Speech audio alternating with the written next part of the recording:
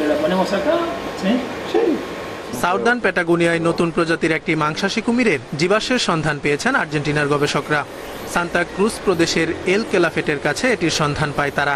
গবেষকদের মতে প্রায় 7 কোটি বছর আগে এই কুমিরের অস্তিত্ব ছিল। গবেষণা দলের নেতৃত্ব দিয়েছেন জীবাশ্মবিদ ফার্নান্দো নোভাস এবং ডিয়াগো পল। এই কাজে তাদেরকে সহযোগিতা করেছেন জাপানি গবেষকরা। নতুন প্রজাতির কুমিরটির নাম কোস্টেনসুচাস অ্যাট্রোক্স। বিলুপ্ত প্রায় পেইরোসরিডি পরিবারের অন্তর্ভুক্ত এরা। এই প্রজাতির কুমিররা এখনকার কুমিরের চেয়ে বেশি স্থলজ ছিল। 4 পায়ে হাঁটলেও তাদের পা শরীরের ভেতরের দিকে ছিল।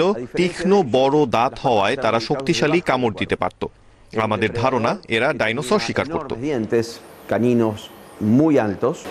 গবেষকরা বলছেন আজকের দিনের কুমিরের সঙ্গে কোস্টেনসুচাস অ্যাট্রোক্সের যথেষ্ট পার্থক্য রয়েছে, কারণ এর খুলি ছিল উঁচু, চোখ ছিল পার্শ্বমুখী এবং নাকের ছিদ্র ছিল সামনের দিকে।